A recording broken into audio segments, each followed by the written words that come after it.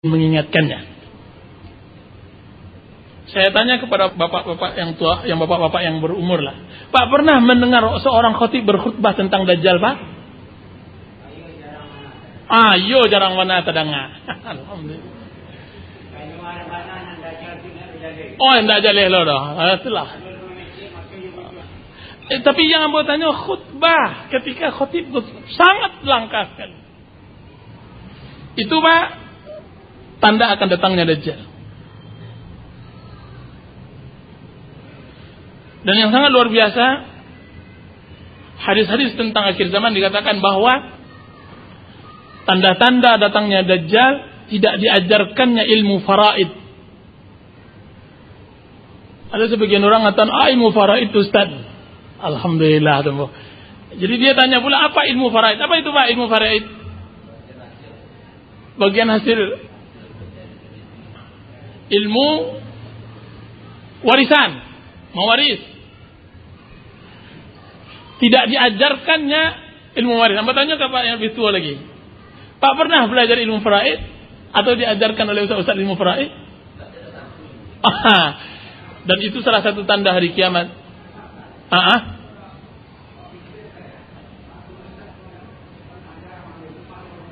Jadi memang sangat luar biasa. Ilmu faraid salah satu penangkal adanya Dajjal. Disebutkan oleh Az-Zahabi rahimahullah dalam kitab Siyar A'lamin Nubala. Beliau hidup pada abad ke-8.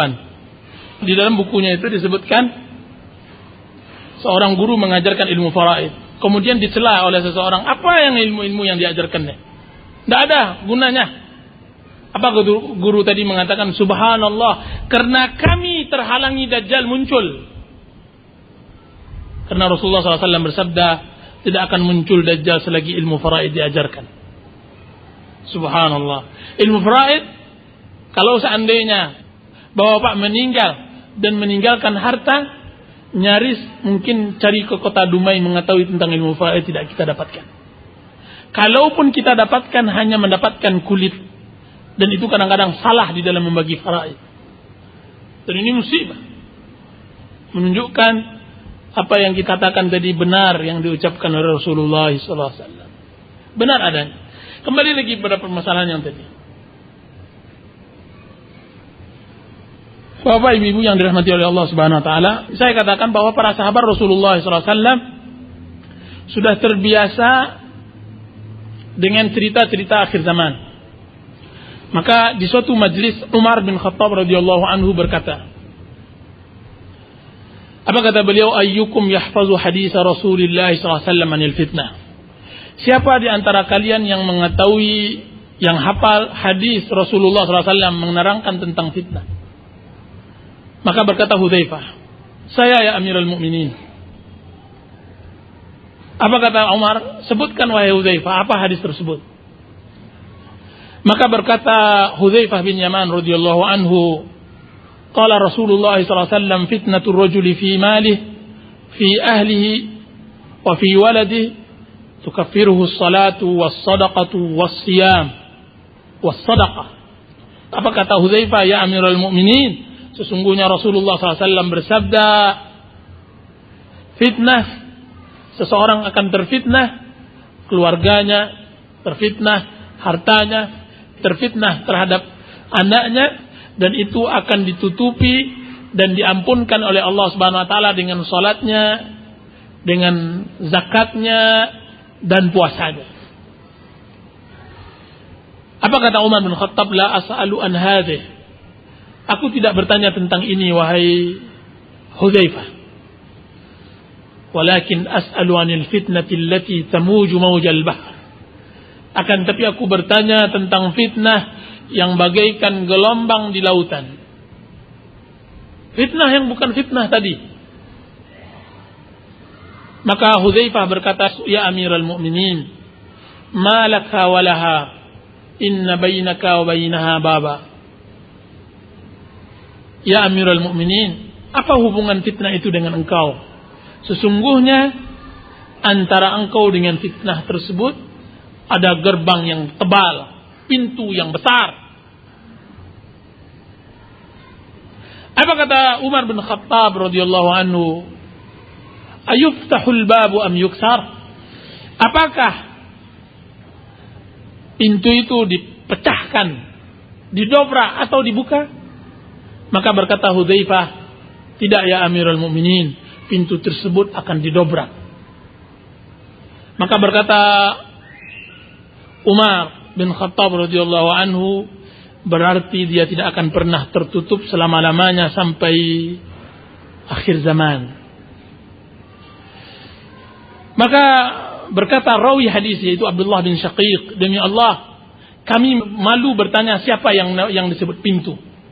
Kemudian besoknya kami suruh salah seorang kawan kami untuk bertanya kepada Hudzaifah, maka dia mengatakan bahwa pintu tersebut adalah Umar bin Khattab radhiyallahu anhu. Kemudian kami berkata, apakah Umar mengerti bahwa dia adalah pintu fitnah?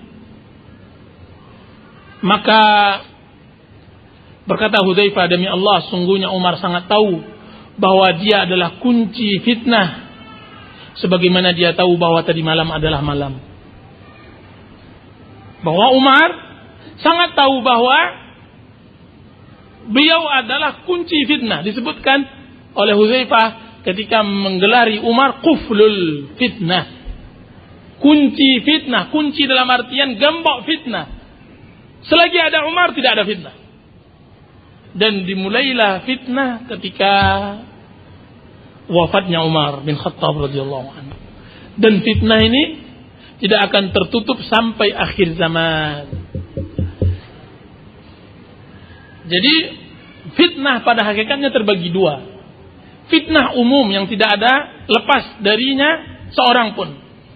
Inilah fitnah seseorang terhadap anaknya, terhadap istrinya, dan ini biasa. Akan tapi yang luar biasa fitnah di akhir zaman setelah wafatnya Umar bin Khattab radhiyallahu anhu.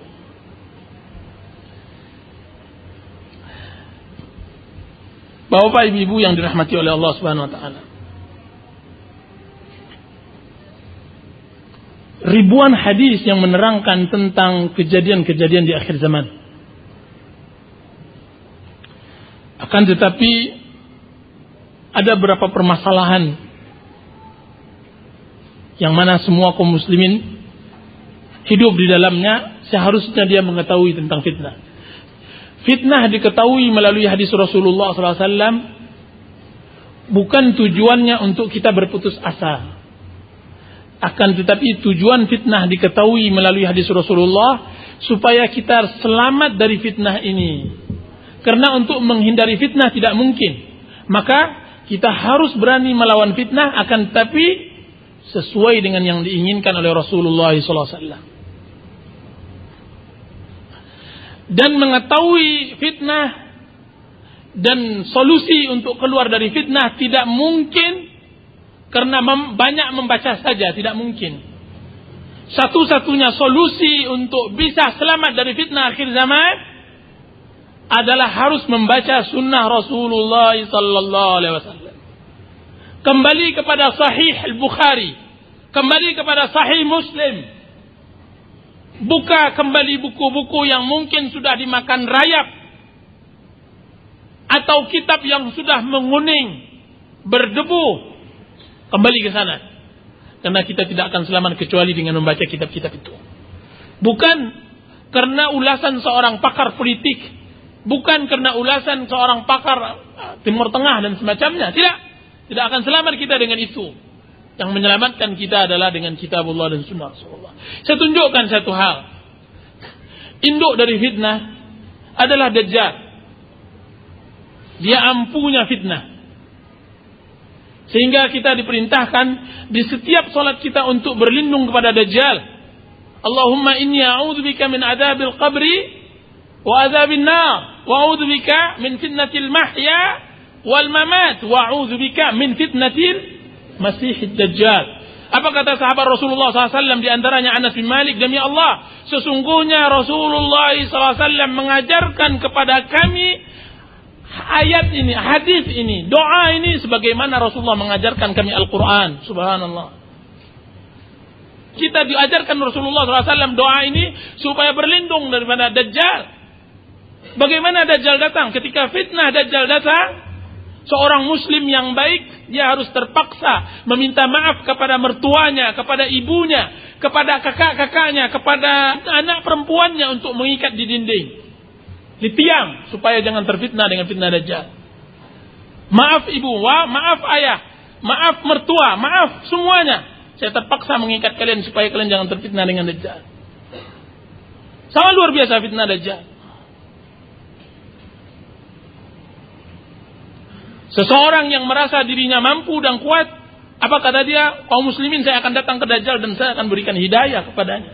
Ketika sampai di Dajjal, dia menjadi pengikut setia Dajjal. Hanya beberapa menit bertemu dengan Dajjal. Sangat luar biasa fitnah Dajjal. Ketika dia berkata kepada langit, turunlah engkau wahai hujannya, maka turun hujan. Tumbuhlah engkau wahai bumi, maka tumbuhlah tumbuhan.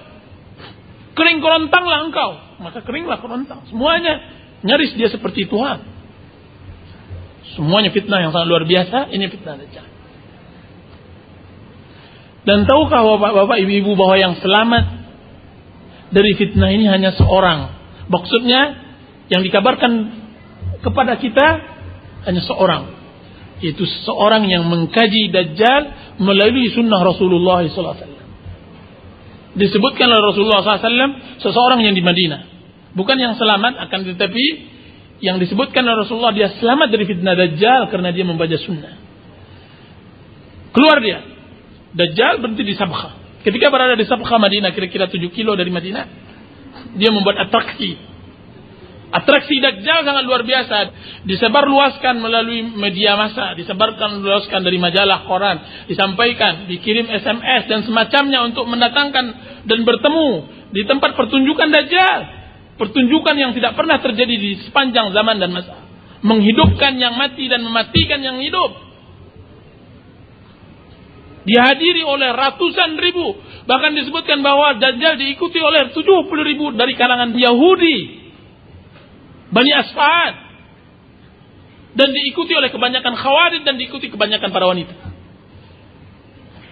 Kenapa? Makanya seorang muslim baik tadi, dia terpaksa mengikut. Karena wanita rata-rata lebih banyak menilai dengan emosi. Ustaz tu ancak mengatu, lama pengajiannya, hadir, ramai. Entah ilmu yang disampaikan, entah anda tidak tahu. Yang penting emosional dahulu. Ustaz tu ancak galak-galak, hadir. Makanya Dajjal sangat diminati oleh orang-orang seperti itu. Datang pemuda tersebut. Maka berkata Dajjal kepadanya, wahai fulan, apakah engkau akui bahwasanya adalah Tuhanmu? Saya Tuhanmu? Apa kata pemuda tersebut dengan keimanan yang menghunjam di dalam hatinya? Wahai Dajjal, sesungguhnya saya tahu bahwa engkau adalah Dajjal yang sebagaimana telah diceritakan kepada kami Rasulullah sallallahu alaihi wasallam tentangmu. Saya tanyakan kepada bapak-bapak, ibu-ibu, dari mana pemuda ini tahu bahwa dia adalah Dajjal? Rasulullah yang menceritakan. Jelas dia tidak hidup pada zaman Rasulullah. Dari mana dia tahu Rasulullah mengabarkan dan menceritakan tentang Dajjal? Dari hadis-hadis Rasulullah yang kebanyakan kaum muslimin telah meninggalkannya. Bukan dari CNN, bukan dari Dumai Pos, bukan dari Riau Mandiri. Dari hadis Rasulullah menunjukkan sesungguhnya orang yang pakar terhadap Islam, dialah orang yang pakar tentang keadaan muslimin. Orang yang pakar terhadap sunnah Rasulullah, yang mengkaji kitab Allah dan sunnah Rasulullah, dia yang paling tahu tentang kenyataan dan keadaan kaum muslimin zaman sekarang. Bukan dengan orang-orang yang banyak berbicara kan tapi tidak pernah berbuat.